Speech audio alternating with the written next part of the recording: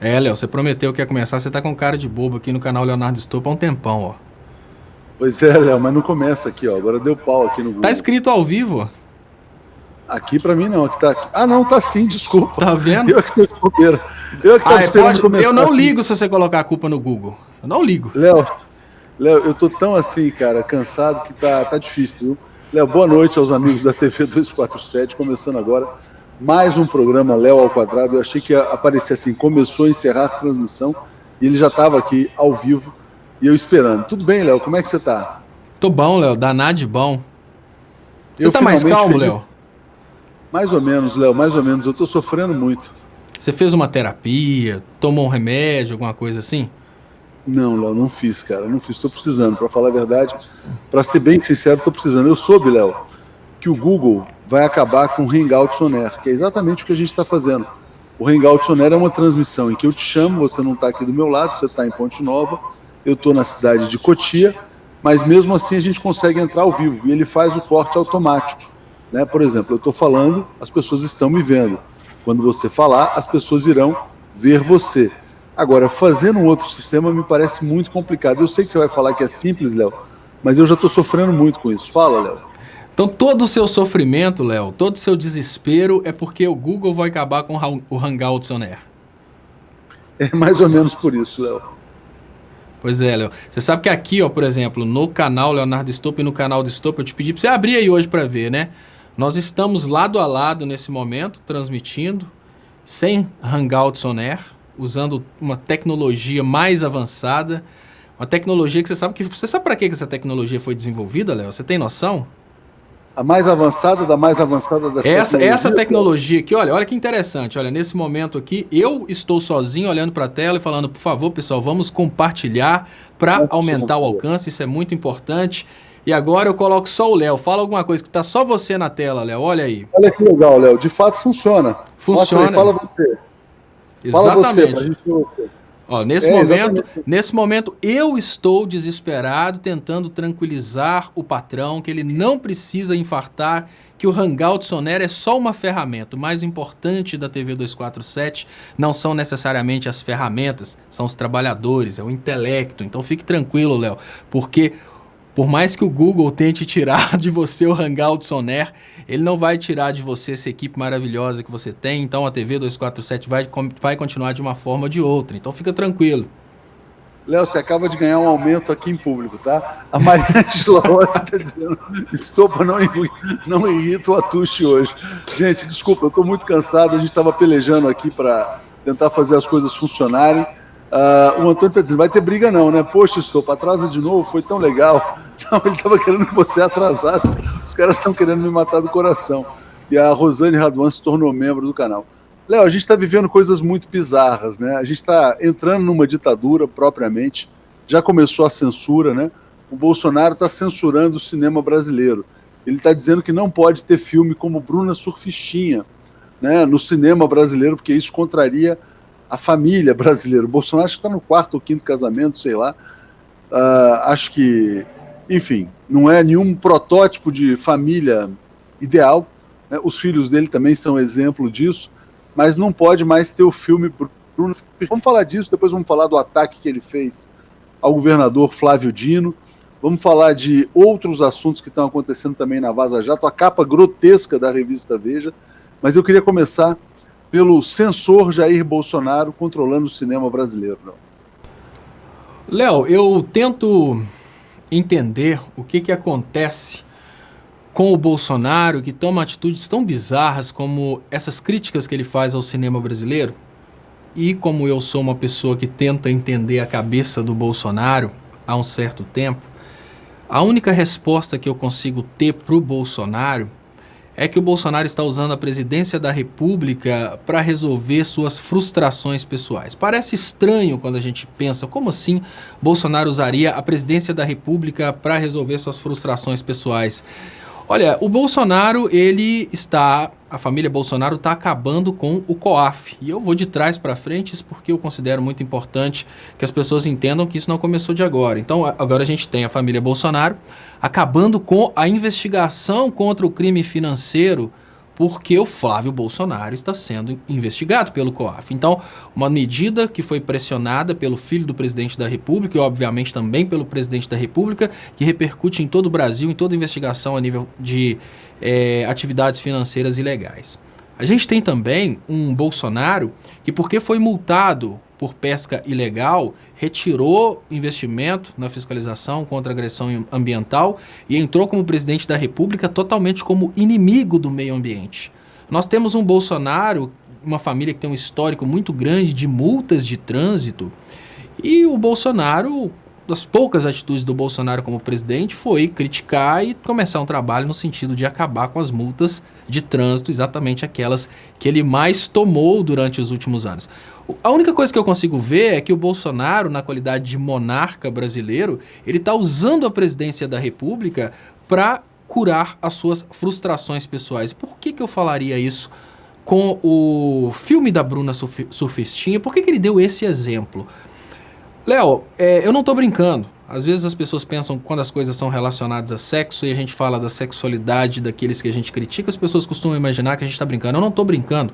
Eu acho que o Bolsonaro tem uma frustração sexual muito grande e essa frustração sexual, ela serve como um reflexo de revolta contra o próprio Bolsonaro no momento que ele assiste um filme da Bruna Surfistinha e pensa, olha, aquela mulher teve uma vida sexual muito intensa. Eu não tive essa vida sexual intensa. Eu não tive essas oportunidades. Eu não tive esses prazeres sexuais. Porque a gente sabe que ele não é a favor da família e dos bons costumes. Ele é um político que faz um personagem e é um político que, igual você disse, se casou várias vezes. Então não tem nada ali de princípio cristão, princípio familiar. O que eu consigo ver no Bolsonaro nesse momento, depois de tantos eventos, inclusive cogitar o fim da OAB, porque o filho não passou na prova da OAB. Depois de tudo isso, a única coisa que eu consigo ver nessa declaração contra o filme da Bruna Surfistinha é, obviamente, uma possível frustração sexual, um passado de muitas frustrações. Talvez ele era chacota na turma.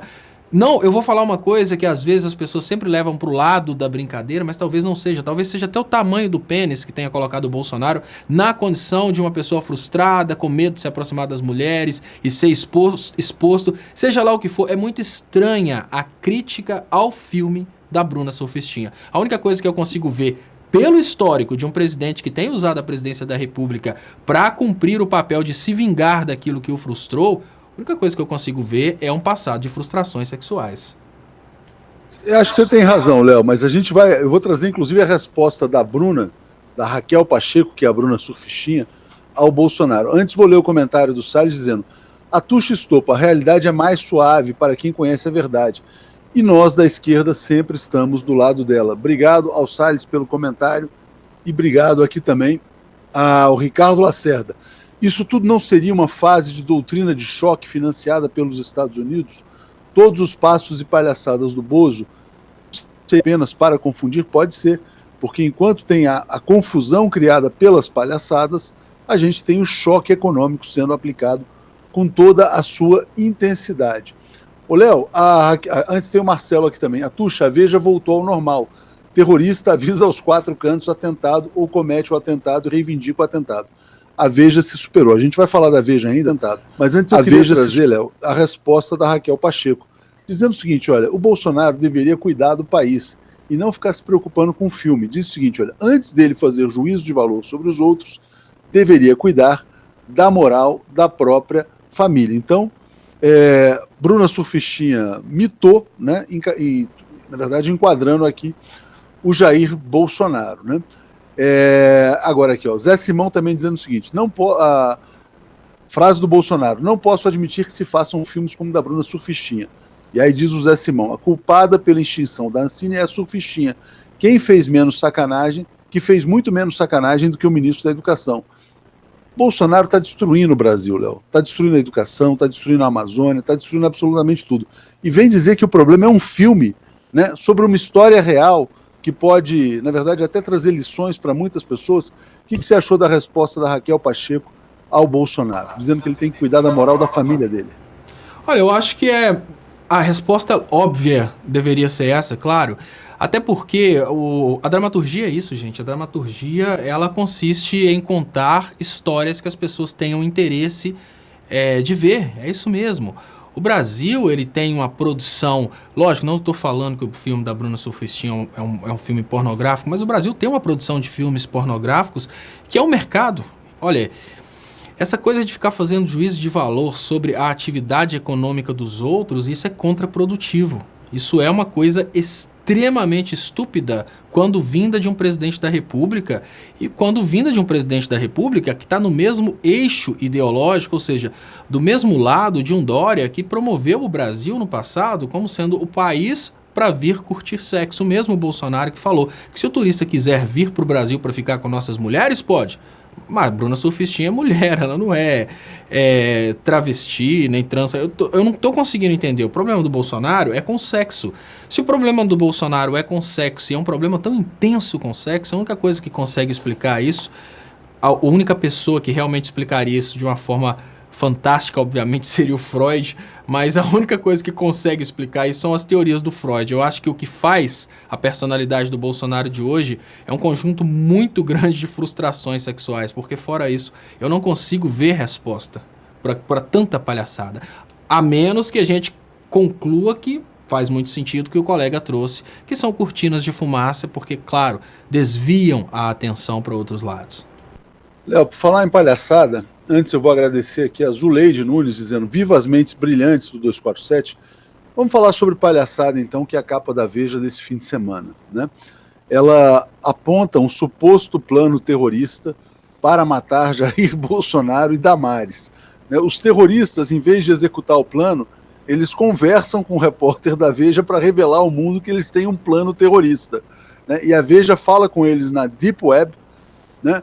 Revela o plano ao mundo e depois leva os dados dos terroristas à Polícia Federal, né? Podiam ter tentado inventar uma história menos grotesca, menos rocambolesca.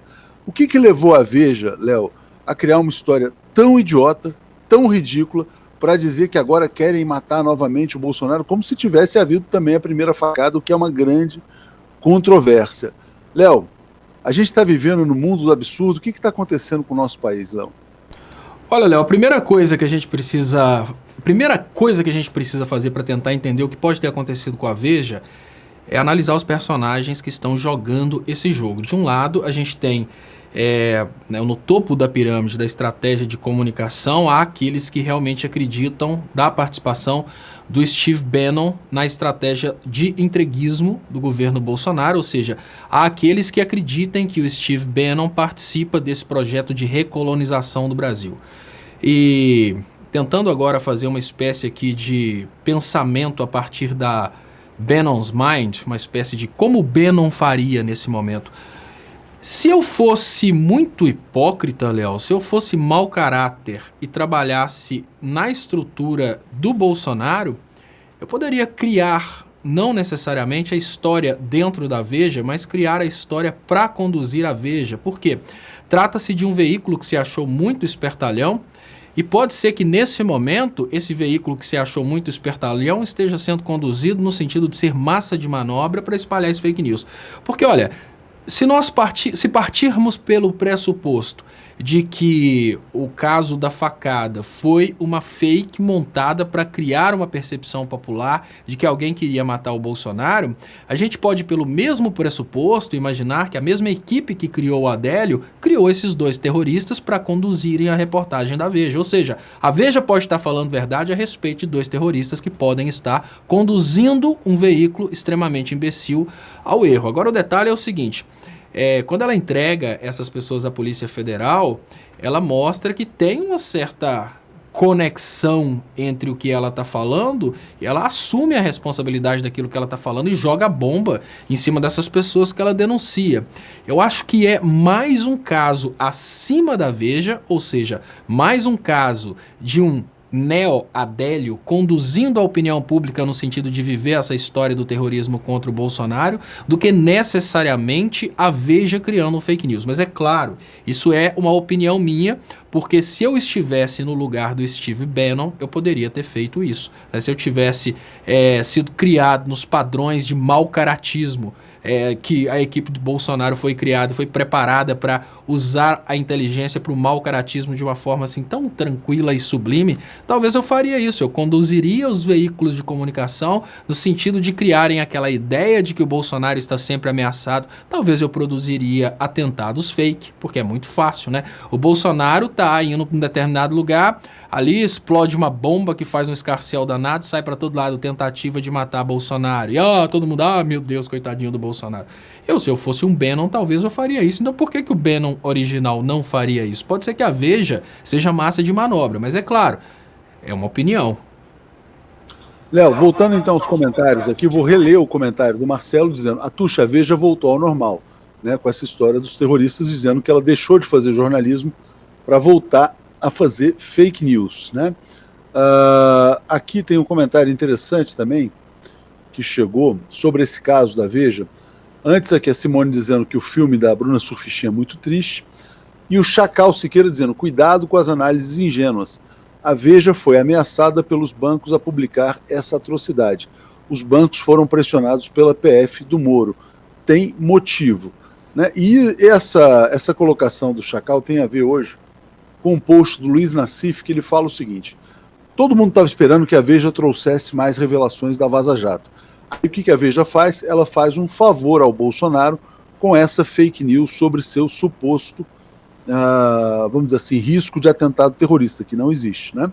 Bom, por que a Veja faria isso? A Veja é controlada pelos bancos, os bancos estão, né, ameaçados de serem os próximos alvos aí da Lava Jato, e o jornal O Globo trouxe a delação do Palocci dizendo que os bancos também estão encrencados. Ou seja, essa matéria da Veja seria, de certa maneira, segundo Luiz Nassif, né, um presente da Veja ao governo Bolsonaro, porque o governo Bolsonaro ameaçaria a Veja com delações sobre os bancos que hoje são os verdadeiros controladores da editora Abril. Né? Não sei até que ponto essa história tem de verdade ou não, mas o fato é, hoje o Globo ataca o sistema financeiro, o Globo, que está muito alinhado com o Moro, traz a delação do Palocci, o Palocci virou o Bombril, né, da Lava Jato, 1001 utilidades, serve para qualquer coisa.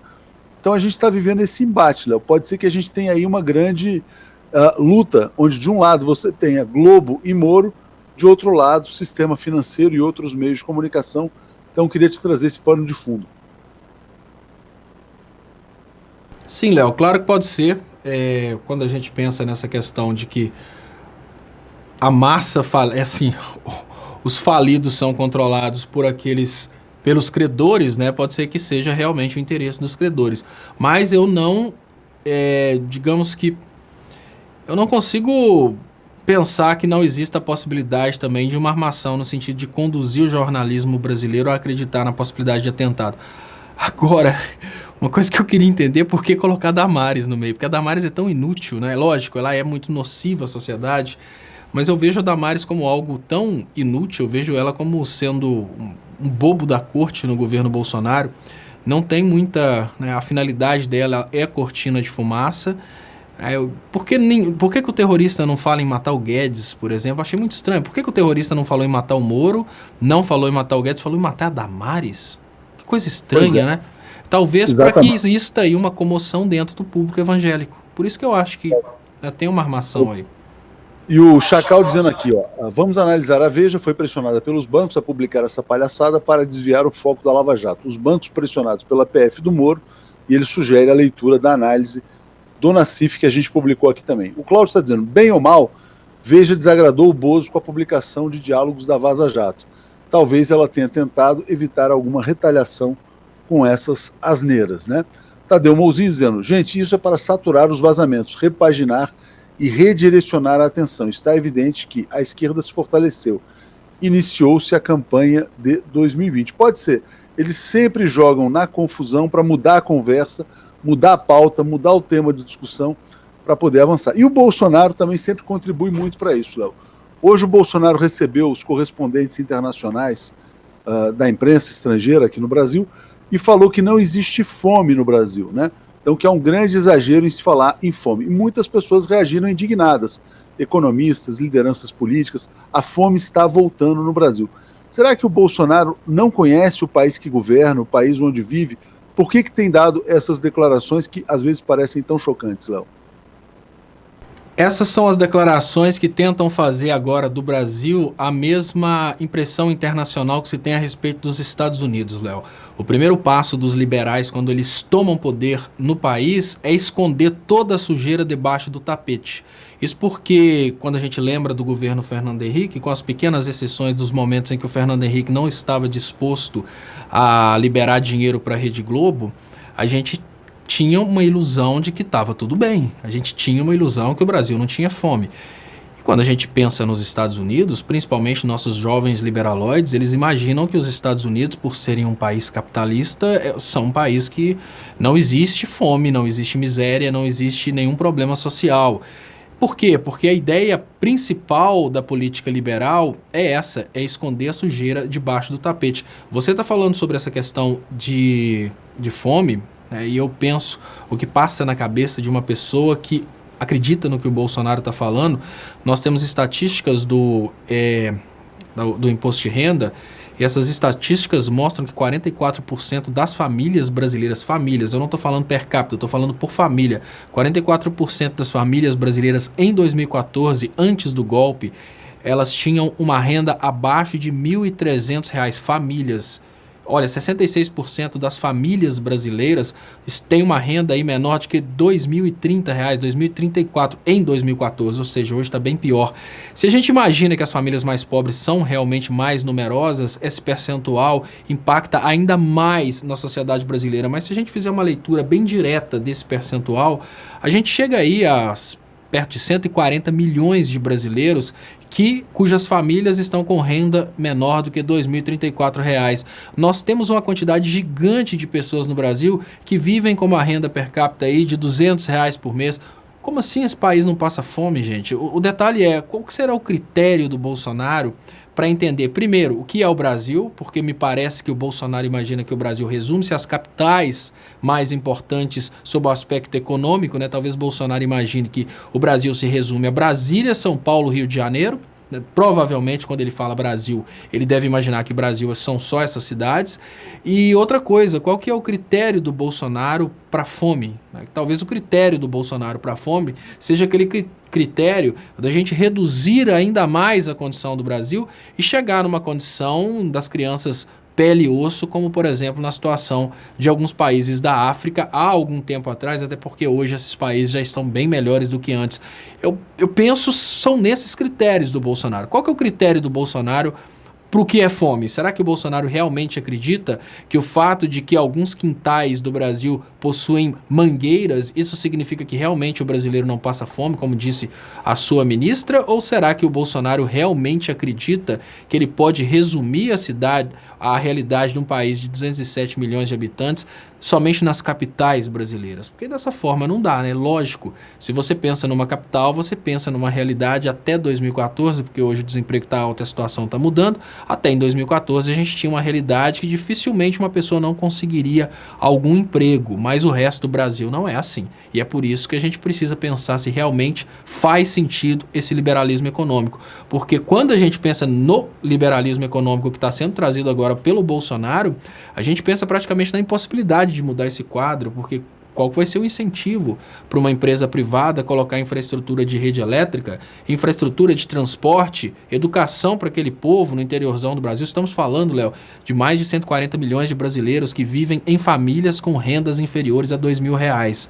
Olha, numa situação dessa, para melhorar a vida dessas pessoas, obviamente você precisaria de uma política expansionista, pelo menos no que diz respeito a investimento em infraestrutura, que não é o caso do Bolsonaro. Então é muito mais fácil para ele esconder a existência dessas famílias em situações desfavoráveis, porque a tendência do governo dele é matar essas famílias. Eu acho que talvez seja uma aplicação básica da regra do liberalismo, que é o que é bom a gente mostra, o que deu errado a gente esconde e finge que não existe. Tá sem som, Léo?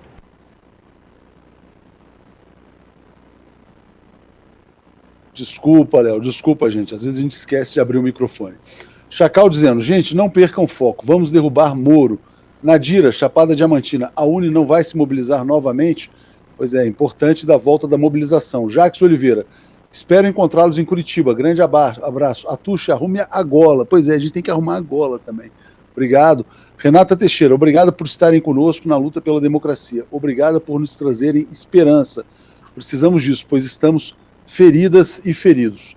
E o Cláudio pergunta, não é perigoso para a Lava Jato atacar os bancos, né? Essa é uma questão importante, Léo, porque o Moro acha que a Vaza Jato é até, na visão dele, pelo que eu pude concluir, ele avalia que ela está sendo provocada por alguém que ainda não foi atingido pela Lava Jato. Quem não foi atingido no Brasil e tem dinheiro é o sistema financeiro. Então, será que é daí que está vindo a reação à Lava Jato do sistema financeiro? Eu acho que é completamente pertinente a questão trazida pelo Cláudio, Léo. Agora, tem uma outra questão também que eu queria te colocar sobre o Bolsonaro, né, que é o fato dele estar sempre contestando a verdade. Né? Saíram os números sobre o desmatamento. Quem mede o desmatamento no Brasil é o INPE, o Instituto Nacional de Pesquisas Sociais. E aí o Bolsonaro está dizendo que essas medições feitas pelo INPE são antipatrióticas, ele está questionando a régua. Né? Se o resultado é ruim para ele, ele acha que tem que mudar a régua. E olha, o que eu sei é que teve muita gente no INPE, que é lá em São José dos Campos, que votou no Bolsonaro, que fez campanha pelo Bolsonaro, e o Bolsonaro agora quer destruir o INPE, Léo. Como é que a gente contém uma figura dessas que é anticientífica, que na verdade contesta, né, todos os instrumentos que a gente tem para aferir a realidade? Um deles é o INPE, que está mostrando a explosão do desmatamento na Amazônia. Léo, o Bolsonaro, né, para a gente entender essa situação do Bolsonaro, a gente precisa voltar um pouco no tempo, porque de certa forma o Bolsonaro ele consegue conquistar o apoio dos nossos jovens, o apoio de alguns alienados no Brasil no que diz respeito ao desmatamento, porque existe uma dívida histórica dos países desenvolvidos com os países subdesenvolvidos, que durante o passado os países hoje desenvolvidos, eles poluíram demais e de uma hora para outra decidiu-se que nenhum país poderia poluir mais. Então, a partir daí, congelaram praticamente a questão ambiental. Olha, nós já destruímos, então tá tudo bem, mas vocês que não destruíram ainda, vocês têm uma responsabilidade com o resto do mundo. Vocês não podem continuar poluindo. Então, quando você pensa sobre o aspecto econômico, sobre o aspecto de soberania, o que aconteceu foi uma união dos países desenvolvidos para frear o desenvolvimento dos países subdesenvolvidos com o argumento da sustentabilidade, da preservação ambiental. Esse é o argumento utilizado pelo Bolsonaro para conseguir ganhar apoio em coisas tão bizarras como a destruição do meio ambiente. O detalhe é que existe uma dívida dos países desenvolvidos que, a troco de não poluir mais, os países subdesenvolvidos receberiam uma certa contrapartida. Então criaram aquelas coisas lá do crédito de carbono, nunca deu certo. A grande realidade é que os países desenvolvidos, eles poluíram enquanto podiam, e hoje eles têm um nível de desenvolvimento gigantesco, e os países subdesenvolvidos, que começaram a poluir mais tarde, eles têm um desenvolvimento atrasado e ficam reclamando esse direito de continuar poluindo. O grande problema disso tudo é que o governo militar sempre foi um governo muito contra essa imposição internacional do Brasil não poluir, com a visão de que isso seria um atraso ao desenvolvimento econômico. Ou seja, o Bolsonaro se alicerça nesse argumento de que os países de fora estão impondo regras ambientais dentro do Brasil para travar o nosso desenvolvimento econômico. Isso, Léo, é uma coisa que ganha público, porque sob o aspecto do argumento nacionalista, é muito bonito você falar, mas espera aí, eles estão proibindo a gente de desenvolver e tal. Isso ganha um certo público.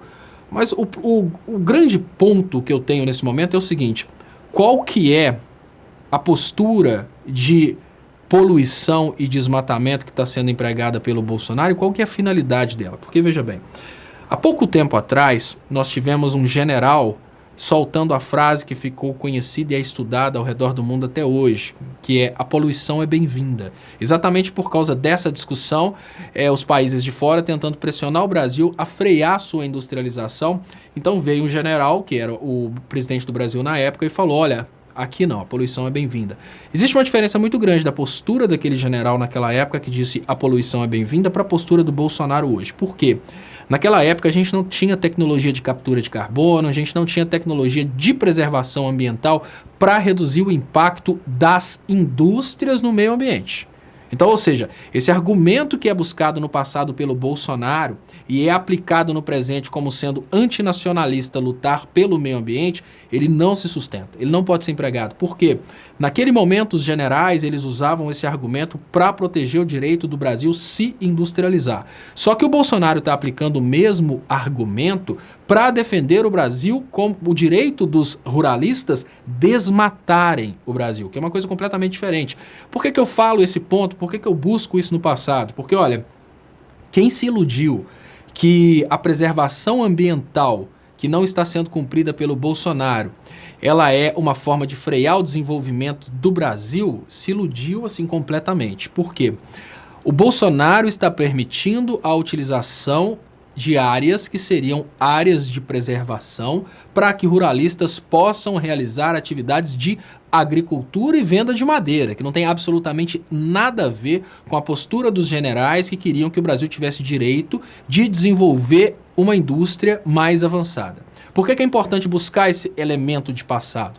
Porque é muito bonito, Léo, quando você diz que você está lutando pelo direito do seu país poluir, porque os outros países estão impedindo o seu país, estão impondo tratados ambientais para não deixar o seu país poluir, para ele não desenvolver, mas não tem absolutamente nada a ver com isso. Isso porque o Bolsonaro, ele não está liberando, por exemplo, a emissão de carbono na atmosfera pelas indústrias. Existe um limite de emissão de carbono que deve ser respeitado. Não é isso que ele está liberando corta de árvores. Ele está liberando a destruição de áreas de preservação permanente, a destruição de frações de preservação que são importantíssimas para manter o clima do planeta inteiro. Nós temos aí uma previsão de um cataclisma climático gigante se até em 2050 a gente aumentar em 2 graus a temperatura média do planeta. O Bolsonaro está trabalhando nessa direção porque isso não incomoda os mais ricos. Isso é uma coisa que vai causar cataclismas e vai causar uma desgraça muito grande, vai afetar aqueles que não têm grandes posses financeiras, porque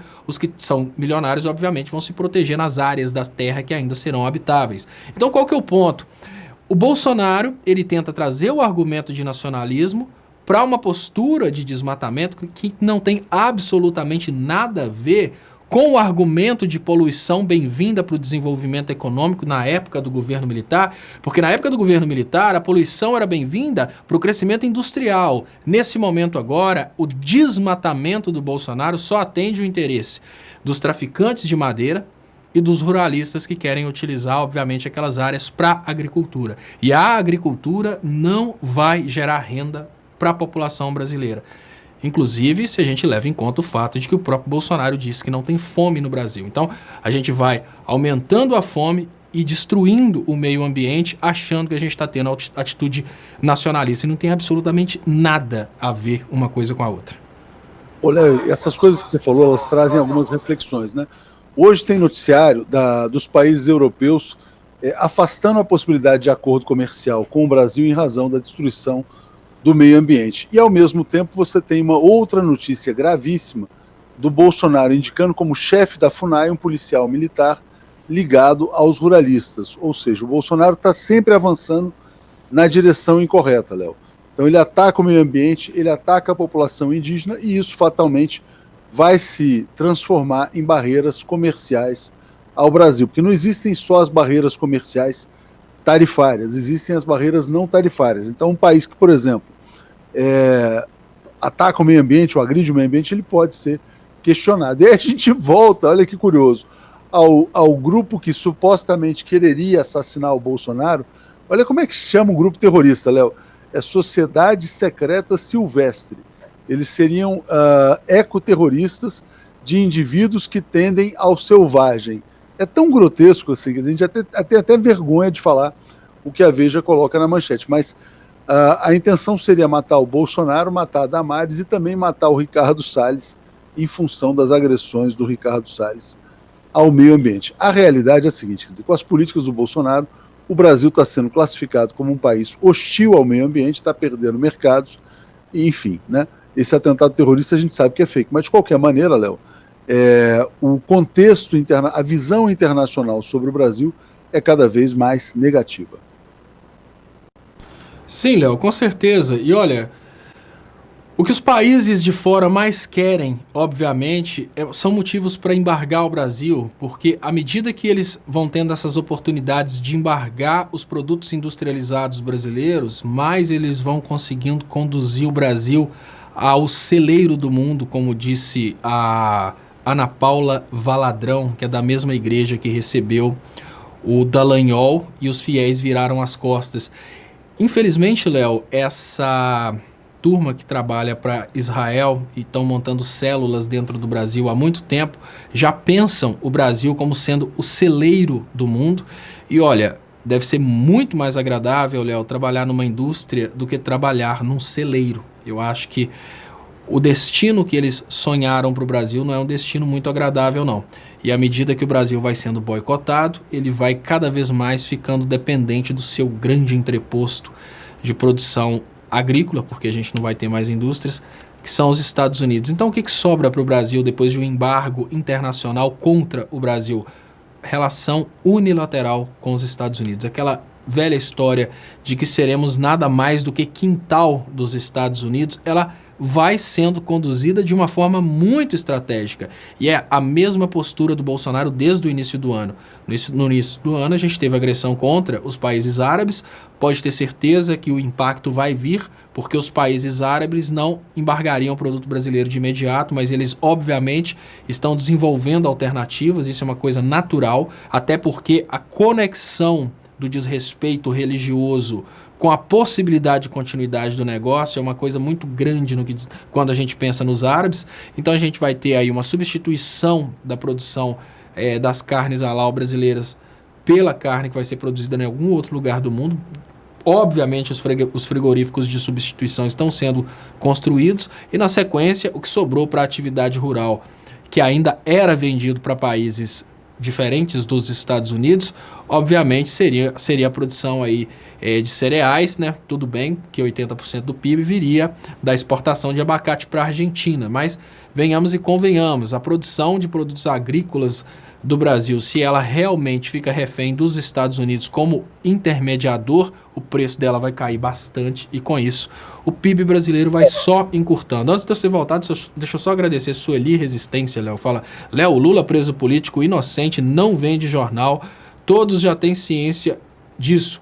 Ao contrário, notícias do Bozo, que vem como bomba, causa polêmica. Bozoloides adoram sensacionalismo. O que Sueli Resistência quer dizer é que a perseguição contra o Lula nem chama mais atenção, né? A galera nem quer comprar mais quando aparece uma coisa contra o Lula.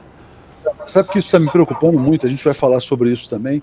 O Lula está desaparecendo do noticiário. Infelizmente é isso que está acontecendo. Quer dizer, cada vez menos notícias sobre o Lula e o noticiário sendo ocupado por essas palhaçadas do Bolsonaro. Mas antes disso, Léo, deixa eu ler um comentário aqui para encerrar o assunto Veja, do perfil TV de Tubo, dizendo o seguinte: essa história de terrorismo é bandeira falsa para fechar o regime. Fiquemos espertos. Bandeira falsa é o famoso false flag, né? É quando você provoca um atentado ou inventa um fantasma que é inexistente para você tomar medidas de exceção, né? Como seria, por exemplo, o atentado no Rio Centro, durante a ditadura militar, para impedir o processo de abertura. Então agora eles inventam essa história de terrorismo para eventualmente tentar implantar uma ditadura formal no Brasil. Agradeço a Suzana e eu te pediria para comentar este comentário sobre a possibilidade de um fechamento do regime a partir dessa invenção de terrorismo, Léo. A partir da invenção de uma história, eu acho um pouco mais difícil, porque o Bolsonaro está um pouco desacreditado, mas eu não duvido que eles realmente executem um ato semelhante ao ato da facada, porque tem dado muito certo. Quando a gente chama atenção para as falhas no evento facada, o povo nem dá ideia para isso, ou seja, o povo sabe que a facada foi fake, mas o povo não está nem aí. O que significa que, tirando a nossa bolha, que precisamos admitir que é uma exceção, o resto da população não está muito se incomodando com o Bolsonaro na presidência. É o que eu digo. Eu acho que, nesse momento, é preciso dar um pouco de tempo para que as reservas das famílias acabem e para que os filhotes comecem a passar fome, porque nesse momento ainda existe aquela esperança de que o Bolsonaro daria certo. O que eu tenho percebido é um Bolsonaro que toda vez que vai tomar um trupicão, a esquerda vai lá e segura as ondas, porque a esquerda está brigando para o Bolsonaro fazer sempre as coisas certas. E essa pressão sobre ele pode fazer com que ele tente endurecer o regime nesse momento, enquanto ainda existe uma esperança nas pessoas de que ele poderia fazer alguma coisa certa. Eu acho que nesse momento o Bolsonaro, a gente deveria, né, eu não sou parlamentar, então não posso fazer oposição, mas eu acho que o Bolsonaro agora ele mereceria um pouco de corda para se enforcar, para ele perder a base de apoio, porque nesse momento está tudo muito confortável, porque ele fala, a esquerda não me deixa governar, o Congresso não me deixa governar. Eu acho que a esquerda devia fazer um trabalho mais de crítica do que necessariamente de oposição ferrenha, porque a decepção através do governo Bolsonaro livraria o povo do Bolsonaro. Agora, tentar arrancar o Bolsonaro à força sem esperar que o povo se conscientize, né, de uma forma muito ampla que deu ruim, eu acho que é muito perigoso, porque continua mantendo o mito, né, que é aquela ideia de que ele seria realmente alguma coisa que daria certo. Isso me preocupa. E nessa tentativa de arrancar ele à força, enquanto ainda existe um pouco de apoio, um pouco de percepção de que é preciso ser enérgico, pode ser que ele tente sim o endurecimento de regime. O que o Moro, né, qual que seria a saída do Moro depois de tanto escândalo? Né? Léo, deixa eu ler um comentário aqui da Marlene dizendo o seguinte, ó. O Coiso liberou a retaguarda do povo para os Estados Unidos. Agora prostituição, máfia e cassinos. Nova Cuba, anos 50. Projeto de lei 18614 do senador Ciro Nogueira. Eis o homem de bem. O Brasil liberando cassinos, estimulando o turismo sexual, tudo isso que está acontecendo no Brasil. O Cláudio fala, como fechar o regime, né, sem melhorar a economia? No Chile, fechou-se o regime com uma economia que afundou muito antes de melhorar na época do Pinochet. Léo, vamos falar do Dino. Vazou um áudio aí do Bolsonaro antes de uma entrevista em que ele ataca 2 governadores. Ele atacou o governador da Paraíba e atacou também o governador do Maranhão, dizendo que com esses aí não tem nem conversa, né? Pode um presidente da República sabotar 2 estados da federação porque ele não gosta dos governadores, porque os governadores são de esquerda? O Dino, que é juiz de direito formado, falou que a fala do Bolsonaro revela um comportamento flagrantemente ilegal e que ele não tem o direito de perseguir nem o governador e muito menos o povo do Maranhão. Como é que você vê essa coisa do Bolsonaro de querer circular só com seus amigos, né? Só com quem diz amém? Léo, eu vejo isso como um típico caso de golpe com o Supremo com tudo, porque existe uma diferença muito grande entre o cargo ocupado e a pessoa, o que significa que uma coisa é o Jair Bolsonaro, outra coisa é o presidente da República. O presidente da República ele tem que ser transparente, ele tem que ser, obviamente, imparcial nesses pontos, né? Os atos do poder, os atos do serviço público, eles precisam ser totalmente descontaminados de ideologia ou de partidarismo. Mas o que acontece? Trata-se, Léo, de um golpe com o Supremo com tudo. E num golpe com o Supremo com tudo é absolutamente normal que isso aconteça. O Bolsonaro não exerce política como presidente num país presidencialista. Ele exerce como monarca. Por isso que ele tira a onda e fala, vou beneficiar meu filho sim. Ele exerce uma política de monarquia. Enquanto o povo não perceber que esse monarca não vai trazer a prosperidade que sonham, ele vai continuar sendo monarca e quanto mais ele puder se impor como monarca, mais os súditos vão sentir confiança, porque a ideia do pacto de suzerania e vassalagem é exatamente isso, né? É uma coisa que a gente acaba vivendo até sem ver. É o caso, por exemplo, daquelas pessoas, Léo, que quando são... Eu vou contar uma história de Ponte Nova só para que as pessoas entenderem o que é aquela ideia do que está lá em cima, ser o soberano. Aqui em Ponte Nova, na região de Ponte Nova, tem frigoríficos. E quando abriu um grande frigorífico aqui na cidade vizinha de Ponte Nova, na cidade de Oratórios, pessoas que trabalhavam na mesma empresa há 20 anos saíram desesperadas para trabalharem no frigorífico, um emprego que não sabiam o que seria, se prestariam, se o emprego prestaria. Então pessoas abandonaram os trabalhos que elas tinham há muitos anos para às vezes ganharem até menos no frigorífico por causa do tamanho do frigorífico. Então, numa população com a personalidade vira-lata, igual a população que vota no Bolsonaro, quanto mais distante e quanto mais soberano for o controlador, for a figura política, mais eles idolatram. O que significa que a personalidade de proximidade do ex-presidente Lula, que faz questão de abraçar aquela senhorinha pobrezinha da favela, essa personalidade ela desagrada o eleitorado do Bolsonaro, exatamente porque para o eleitorado do Bolsonaro, a ideia do líder é aquela ideia daquele cara que nem te cumprimenta, aquele cara muito distante, aquele cara muito supremo, e o Bolsonaro está sabendo jogar com isso. Ele vai criando essa ideia de que ele faz, que ele manda, que ele acontece, porque o povo sente um gostinho de confiança quando vê Bolsonaro se colocando como um ditador, é uma espécie, eu escolhi esse cara manda mesmo. Essa é a personalidade, infelizmente, da base de apoio que o Bolsonaro ainda tem. Ô, Léo, o Bolsonaro ele é completamente desqualificado para o cargo de presidente da República. A cada notícia a gente vai ficando mais estarrecido, né? Nesse café da manhã com jornalistas internacionais, em que ele falou que não há fome no Brasil, ele também mentiu mais uma vez sobre a Miriam Leitão. A Miriam Leitão critica muito o Bolsonaro. Ela criticou ontem nos jornais o fato dele estar indicando o filhotinho como embaixador nos Estados Unidos.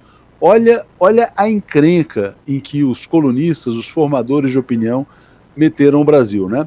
Inventaram a história das pedaladas fiscais, inventaram que o Haddad era um radical de extrema esquerda contra o Bolsonaro, radical de extrema direita, e deu nisso, né? Na verdade, fizeram campanha disfarçada para o Bolsonaro. Olha o que diz o Bolsonaro sobre a Miriam Leitão no dia de hoje.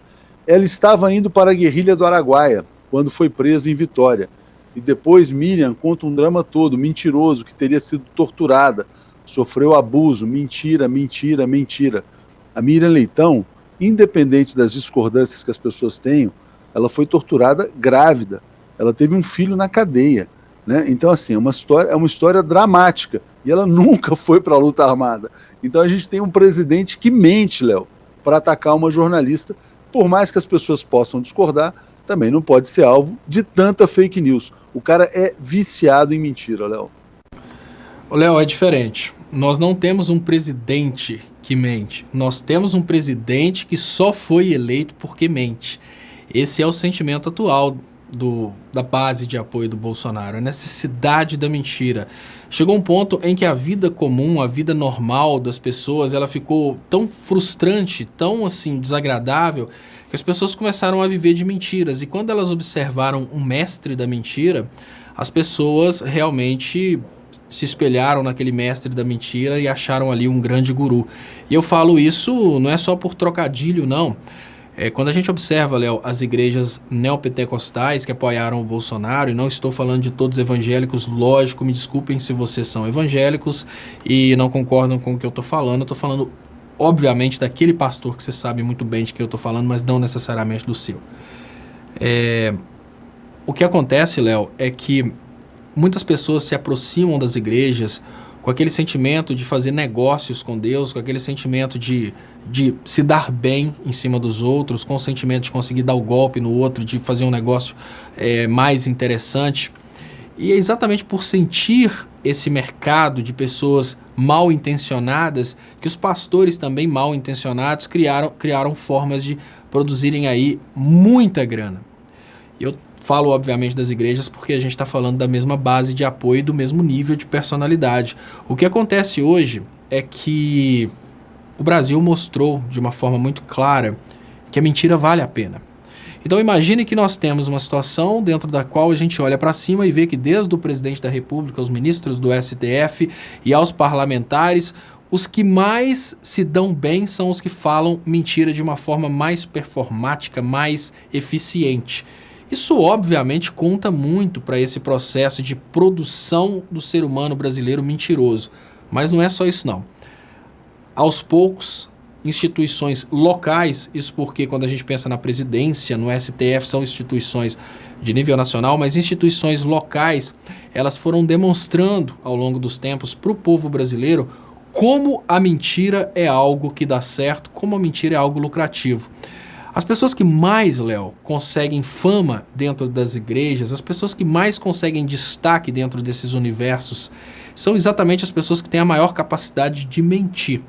Uma das mentiras que mais dá sucesso no início de uma vida religiosa é o cara inventar que fala em línguas. Então, respeitando as pessoas que acreditam no dom de línguas, tem a passagem de Pentecostes que fala que Deus deu o dom para que as pessoas pudessem pregar a palavra em línguas diferentes. E aí houve uma distorção e hoje dentro do Brasil a gente tem várias pessoas que ficam fazendo de conta que elas estão recebendo o anjo e estão falando em línguas. Essas pessoas começam a ter um certo destaque na igreja. E eu falo sem sombra de dúvidas que é picaretismo, que é picaretagem, que é vontade de aparecer, Léo, porque olha, se a intenção de Deus era que as pessoas que não tinham condições de falar com outros povos pudessem falar com aqueles povos, Deus estava dando o dom para que as pessoas fossem compreendidas e não dando o dom para que as pessoas falassem coisas que ninguém consegue entender.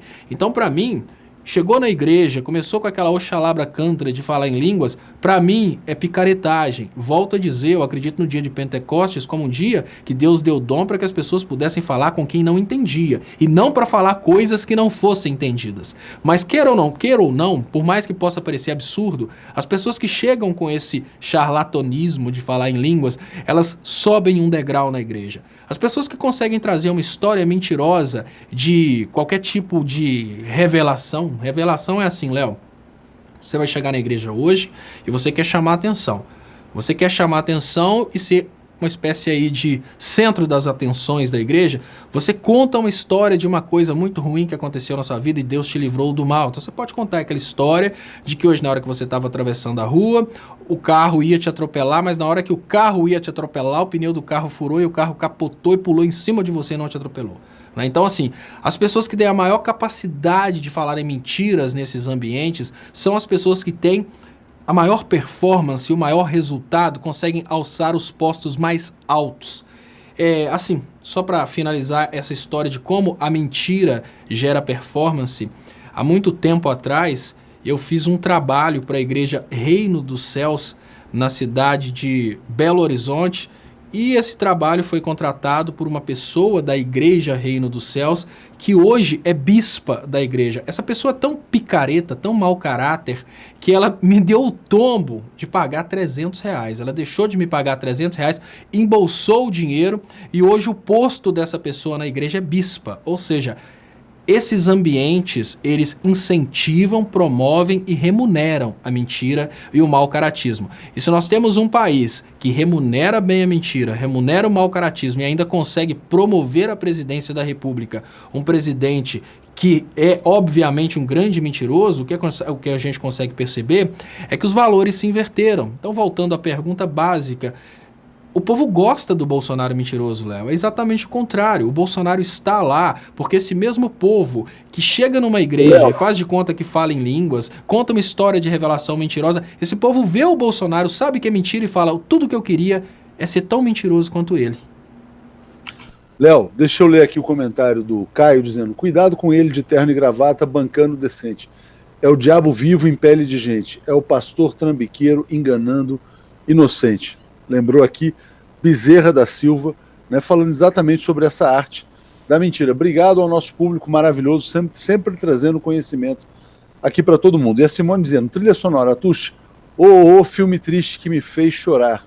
Larararará, acho que está se referindo ao caso da Bruna Surfistinha. Léo, o Bolsonaro é profissional da mentira, isso está claro, mente a todo momento, quer institucionalizar a mentira no Brasil, quando ele ataca o INPE, por exemplo, e diz que o INPE não pode dar dados reais sobre o desmatamento na Amazônia. Mas eu te pergunto, e a Miriam Leitão, Léo? E o alvo da mentira? A pessoa que foi torturada, que foi agredida, que não era da luta armada, ao contrário do que ele diz, e é ofendida dessa forma tão aviltante. Lembrando para você que a Miriam Leitão tem esse histórico de ter batalhado muito, né, pela quebra da ordem democrática no Brasil ao surfar nessa onda das chamadas pedaladas fiscais. Como é que você abordaria a questão dos alvos das fake news do Bolsonaro? Ô, Léo, eu acho que a Miriam Leitão é aquela pessoa que hoje é o símbolo da lei do retorno, né? Porque a Miriam Leitão, ela trabalhou durante todo esse tempo contra um partido que pode-se dizer que nasceu exatamente de uma luta pela democracia, só que dentre poucos que vieram desses elementos aí de luta contra a democracia, luta pela democracia, poucos conseguiram integrar a Rede Globo, que apoiou a ditadura. Então, a Miriam Leitão, ela já começa a mudar completamente a postura dela no momento que ela sai de uma luta contra a ditadura para trabalhar no veículo que apoiou a ditadura.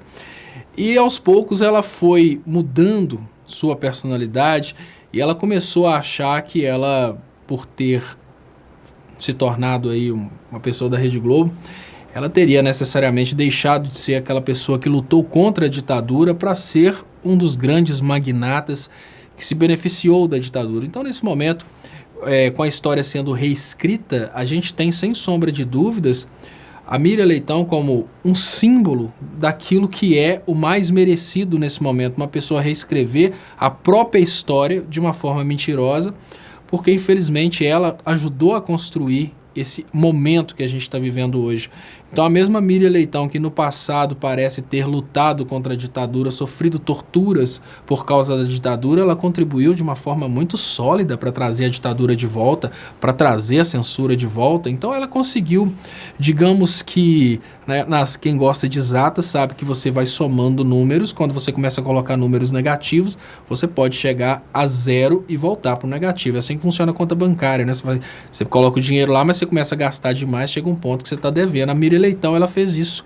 Ela foi lutando contra a ditadura, ela foi obviamente construindo uma história, construiu sua história no jornalismo, depois ela começou a desconstruir a sua história e ela volta para o negativo, porque a mesma Miriam Leitão que lutou contra a ditadura no passado, agora ela ajudou a trazer uma nova ditadura e obviamente ela é talvez o maior símbolo do merecimento dessa lei do retorno, porque ela é uma pessoa que vai ter que conviver para o resto da vida com o peso de ter tirado do futuro a história a respeito da ditadura brasileira. Então, vai chegar um ponto em que os netos dela vão olhar e vão falar: a minha avó é mentirosa, ela não foi torturada.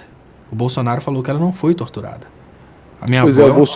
o Bolsonaro também falou que a Miriam Leitão tentou implantar uma ditadura comunista no Brasil, Léo.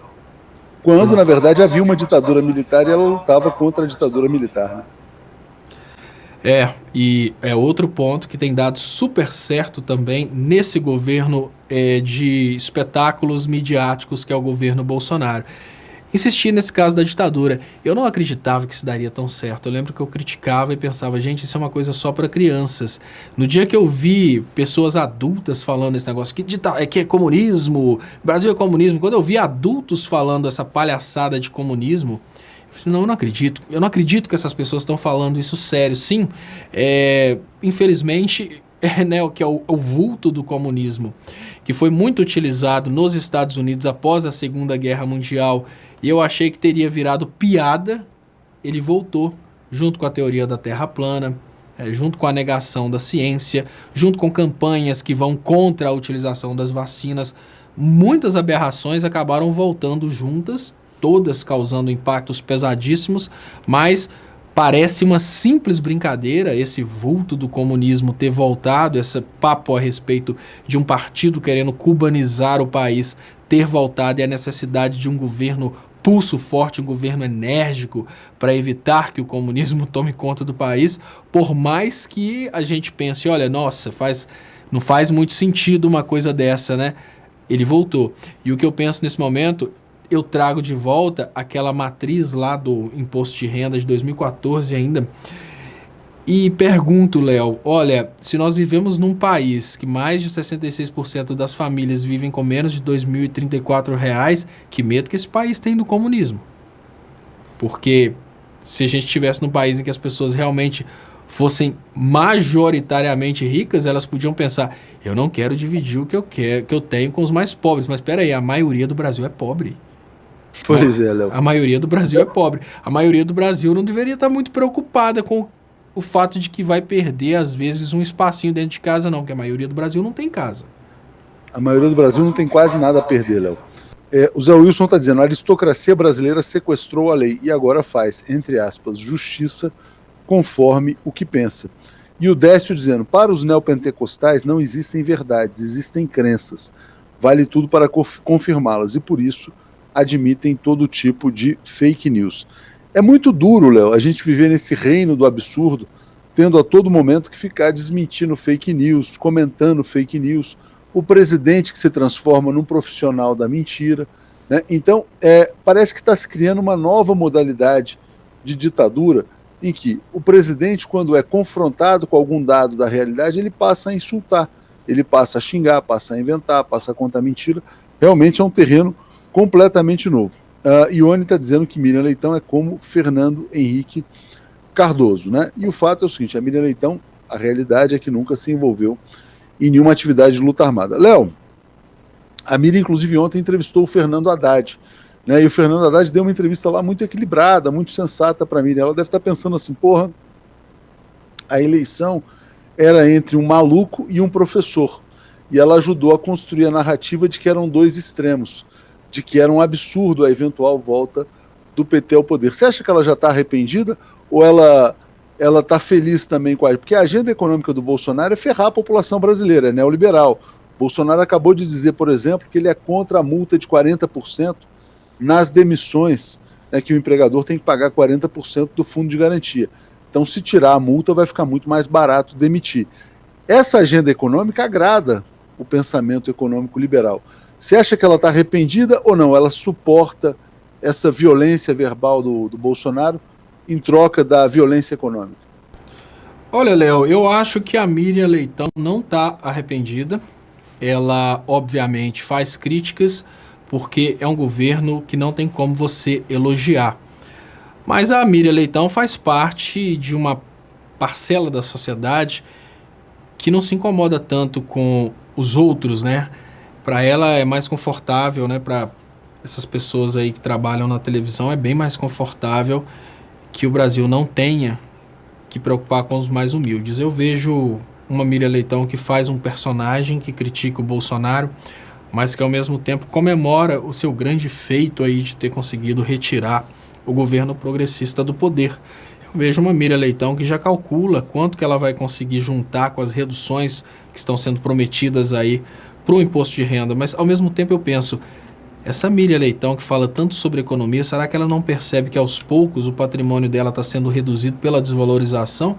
Porque por mais que ela consiga se aproveitar dessa desgraça nesse momento para contratar uma empregada sem direitos trabalhistas, ela não tem condições de mudar o fato de que todo o patrimônio acumulado por ela e presente no solo brasileiro está só desvalorizando com o golpe de Estado. Então eu vejo uma Miriam que não se arrependeu porque ainda não entendeu muito bem as coisas, né? Uma pessoa que sabe falar muito bem sobre economia, sabe aplicar as teorias para fazer a campanha do PSDB, mas não consegue perceber como que as políticas trazidas por ela estão prejudicando, inclusive, o patrimônio que ela conseguiu produzir ao longo dos últimos anos. Ou seja, o Brasil está desvalorizando. Quanto mais rico, pior para sofrer essa desvalorização.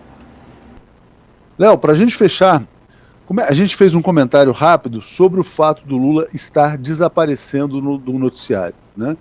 Que é uma realidade que a gente tem que constatar. O Bolsonaro ocupa tanto o noticiário com as suas besteiras, né? E o Lula, ele vai sendo silenciado, ele vai sendo esquecido pela mídia.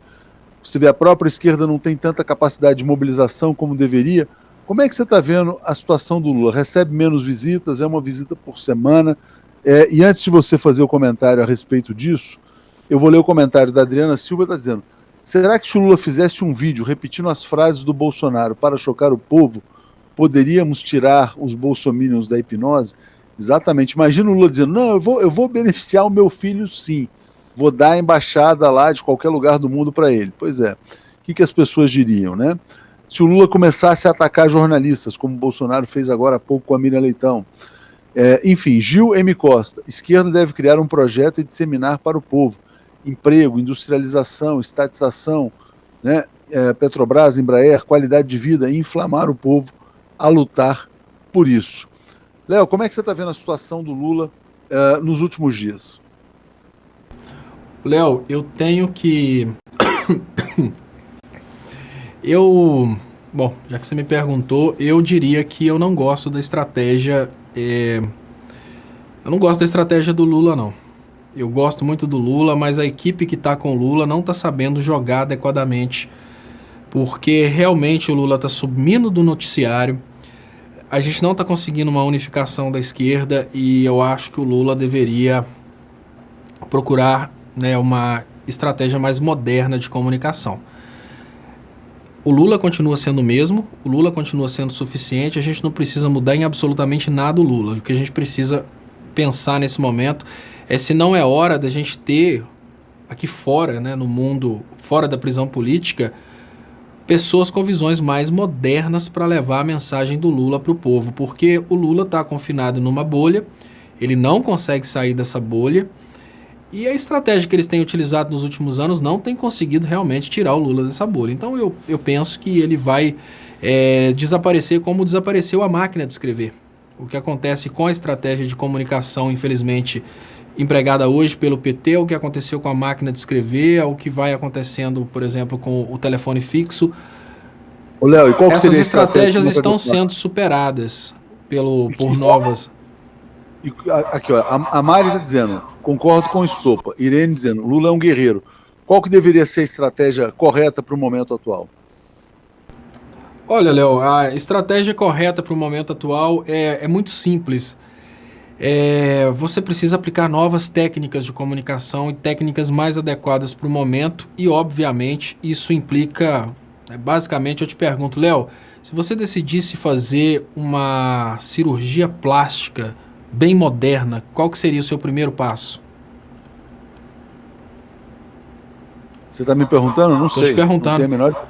Procurar um cirurgião que conheça as técnicas modernas, né? Então eu acho que hoje o PT tem que dar o braço a torcer, o PT tem que procurar empresas de comunicação que tenham realmente uma conexão com a modernidade. O PT precisa procurar os comunicadores que realmente consigam chegar até o povo brasileiro, porque o antigo modelo de comunicação do PT funcionou muito bem enquanto a comunicação ficava confinada nos grandes veículos de televisão. O PT tem ainda aquela estratégia de imaginar que só é possível comunicar através de grandes estrelas, e é exatamente aí que eu vejo que a mensagem do Lula está sendo ofuscada, porque o Lula continua tentando, né, fazer a sua comunicação de dentro da cadeia, mas fora eu vejo que a equipe de comunicação do Lula, ao meu ver, tem alguma coisa ali errada, que eles realmente não modernizam. Existe uma diferença muito grande, tá, gente, entre tentar e não conseguir e nem tentar. Eu não vejo tentativas de inovação no modelo de comunicação que é adotado pelo PT desde muito tempo atrás até hoje. Não tem tentativa de modificação da comunicação, adaptação do nível de comunicação a um pessoal, né, a uma comunicação mais compatível com o povo, porque hoje o povo não quer mais uma voz grossa que fala bonito, Léo. Hoje o povo quer uma coisa que seja compreensível. Foi aí que todos os brasileiros de direita viraram economistas, porque as agências americanas souberam trazer teorias compreensíveis. O Olavo de Carvalho conseguiu produzir jovens brasileiros que conseguem falar a palhaçada que ele ensina de uma forma compreensível.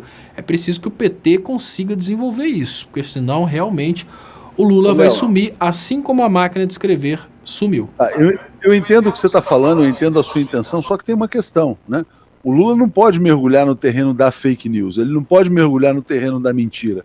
Ele tem que apostar na verdade. Como é que você enfrenta com a verdade esse mar de mentira, de enganação, de intimidação? É muito difícil enfrentar tudo isso. A gente vê aqui do nosso lado, TV 247, todo dia tentando trazer um pouquinho de esclarecimento para as pessoas, mas a gente também não pode embarcar nas técnicas escandalosas de outros comunicadores também, até porque não é o nosso estilo.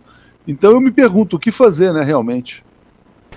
Não, Léo, não é necessariamente usar a linguagem da mentira, é adaptar a comunicação aos novos meios, é realmente ter uma estrutura de comunicação que utilize muito bem os algoritmos. E olha, os bolsonaros utilizam o algoritmo de uma forma muito inteligente.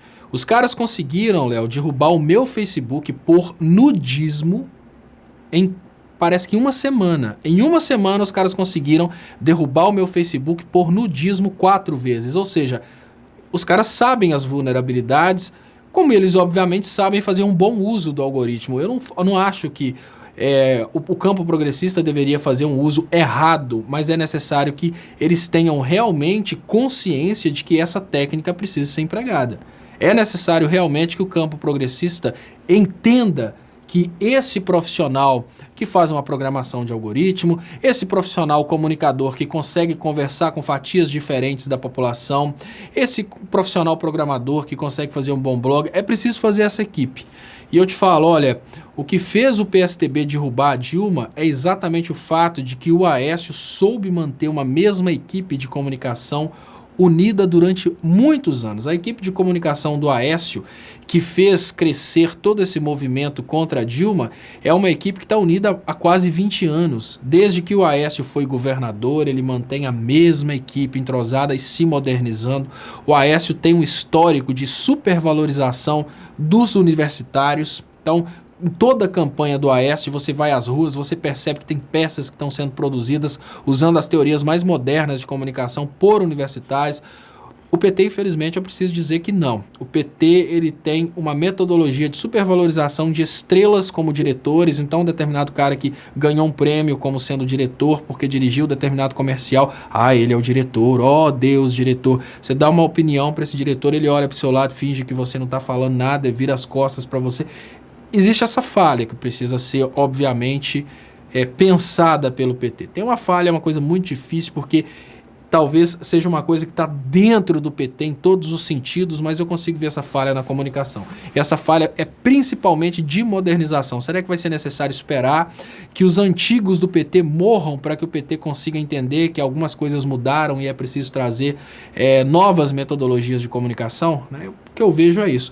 E eu volto a dizer, eu não estou criticando para destruir, porque se tivesse bom demais, teria vencido as eleições. Então, ou seja, tem uma falha de comunicação. Se existe até hoje uma quantidade de pessoas que realmente acreditam que o Lulinha é dono da Friboi, tem alguma coisa errada aí. Então, tem que pensar nisso. Léo, vamos pensar, vamos continuar esse papo. Gerou muito debate aqui, né? Rodrigo dizendo, contra a esperteza, esperteza em dobro. Ivaneide mandando superchat. Muita gente falando o seguinte, olha, tem que detalhar mais, tem que investigar mais, sem, evidentemente, cair no terreno da baixaria, da mentira, que é o que é feito pelo Bolsonaro, né? Célia Maria dizendo, Atucho, na boa, dá para parar de falar mal do PT? Não estamos falando mal do PT, não, aqui. Pelo contrário, o que o Léo está dizendo é que, a partir de uma realidade, que é o fato de o Lula estar saindo do noticiário, né, é tentar discutir qual seria a melhor estratégia de comunicação para isso, né? Então isso aí vai gerar muito debate ainda, a gente vai voltar ao tema, daqui a pouco tem o Boa Noite 247, peço desculpas aí a vocês pelas falhas de hoje, né? Mas enfim, estamos aqui prosseguindo e estamos encontrando uma solução já, Léo, para substituir o famoso Hangout Soner, vai dar tudo certo. Léo, grande abraço para você, boa noite a todos, bom fim de semana e Boa Noite começa daqui a pouquinho. Boa noite, Léo, boa noite a todos, eu queria agradecer e lembrar que eu volto logo mais às 10h30 com o Léo Stoppa ao vivo. Eu queria, antes de desligar, agradecer a Lindalva Pinheiro, que mandou um superchat aqui, disse, queridos Léos, já estava com saudades de vocês. Tenho a impressão de que a maioria da população não se deu conta ainda de todas as perdas que vai ter. Muito obrigado, Lindalva, muito obrigado a todos vocês. Eu volto às 10h30. Fala, Léo. Vou ler mais um comentário aqui de Binha Runzi dizendo, a estratégia a ser usada pela esquerda deveria ser a que os franceses usaram na queda da Bastilha. Termino com esse comentário do boa noite a todos vocês. Pessoal que está assistindo pelo canal do Stoppa e pelo canal Leonardo Stoppa, eu queria agradecer a todos vocês pelo carinho, pelas participações, pelos comentários. E eu volto às 10h30 com o programa Léo Stoppa ao vivo. Aguardo vocês. Até lá.